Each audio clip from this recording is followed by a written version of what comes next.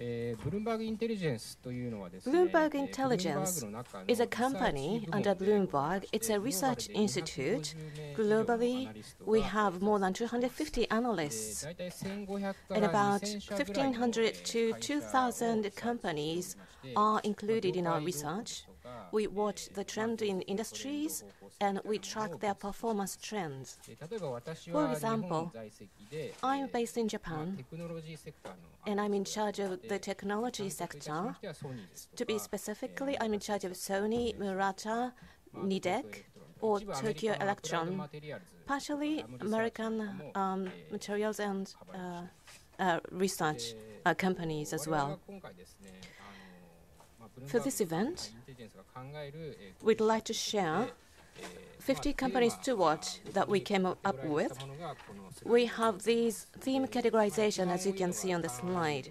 You see the biggest portion goes to turnaround and restructuring.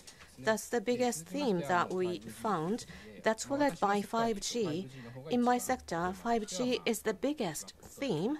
That is the hottest topic at the moment. And that's followed by US-China trade, because we hear a lot about the conflict between those two countries. This shows different categories as well as companies belonging to those categories. Let's look at some of them. In turnaround sector, we see Aegon, which is an insurance company. Today, I don't have time to go through all those 50 companies to watch, but as you find in your handout, if you go to page 83 in your booklet, you see some descriptions of those companies. It says 50 companies to watch.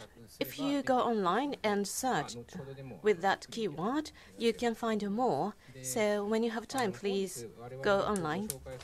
Today, I'd like to share with you new industries.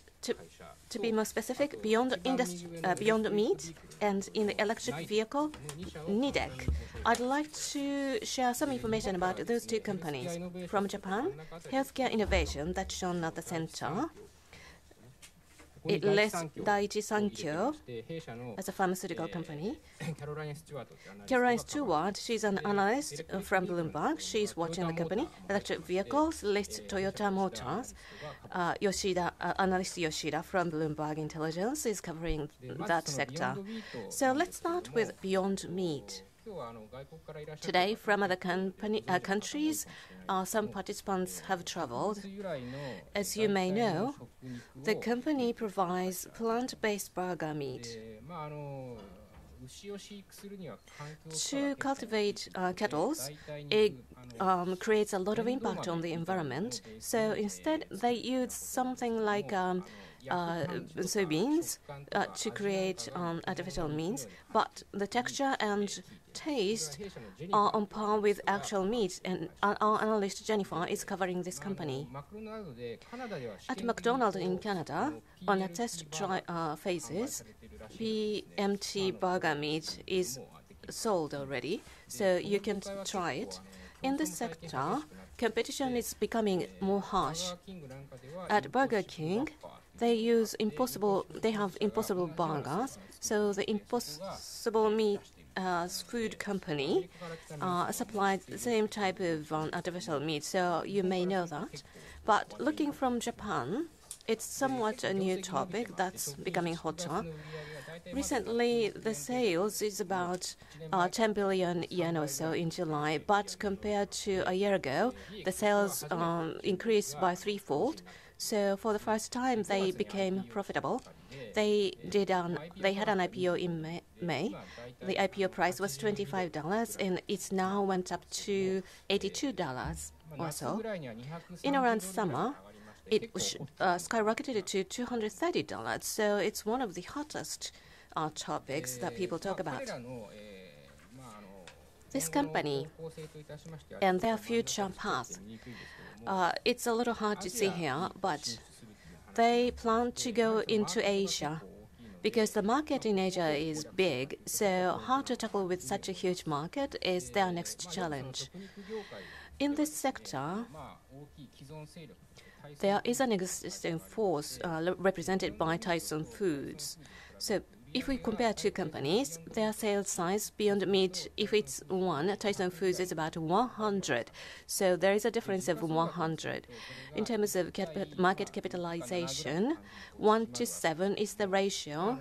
So the difference is smaller. But for beyond meat, they see Asia as a huge market, as a potential. Whether it's Japan or China, we don't know yet, but in 2020, they will make a full-scale entry into Asia. So in this alternative meat industry, that will be the key point that we should watch. Next, I'd like to share with you the next company. This is Nihon Densan, or NIDEC Corporation. NIDEC or NIDEC. It's one of the most well-known companies, and I'm in charge of this NIDEC Corporation. Shigenobu Naganobu chairman started the company in 1976. It's a comprehensive motor company. They deliver motors and hardware to customers. More recently, Yomiuri Giants baseball companies is one of the sponsors. So you see NIDEC name on their baseball players' caps. According to their plan, for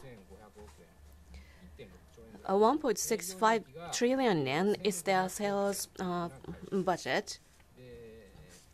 Their revenue is 150 billion yen. That's the operating profit.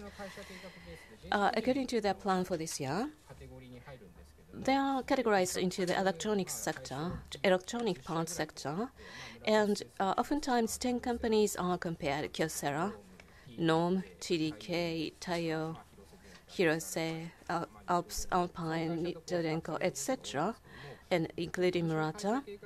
But according to this year's plan of them, they are ranked second following Kyocera. In terms of operating profit, they are ranked second following Murata. About 20 years ago, in March 2000 term, for the past 2 decades, their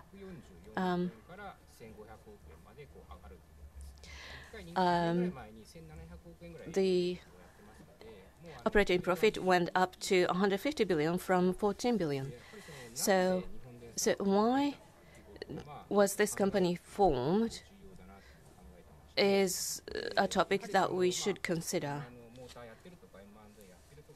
Merger and acquisitions, and they cater to the automotive sector, but NIDEC is very serious to become a full-blown company catering to those sectors. For a company to make a dramatic change in a 3-year plan is difficult to pull through, but if you've got 10 years or 20 years or so, you've got a better chance to turn the company around. So in around 2025 or so, that will be the next huge opportunity for them to transform. So in 2030, they have a vision to transform. Their size is now 1.6 trillion yen in terms of sales, so they want to grow to 10 trillion yen in terms of revenue. They have a lot of plans in action.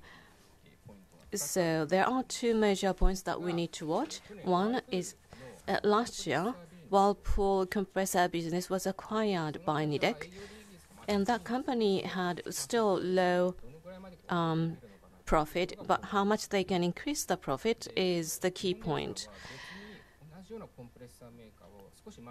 A little while ago, they acquired another compressor company, Balta Taranzano.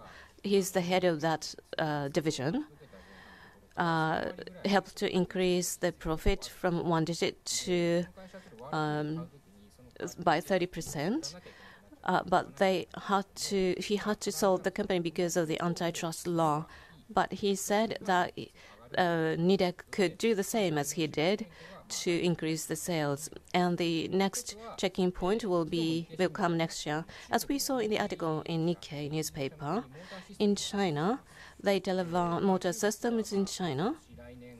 And this year or next year, NEV credit or new energy vehicle credit will be launched in China. Automotive companies need to supply new energy vehicles or NEV to some extent in the cards sold. So NIDEC within this fiscal term is fixing their information in their midterm plan as China is making more strict regulations on NEV. So how does it impact their sales and their orders received is another thing that we need to watch.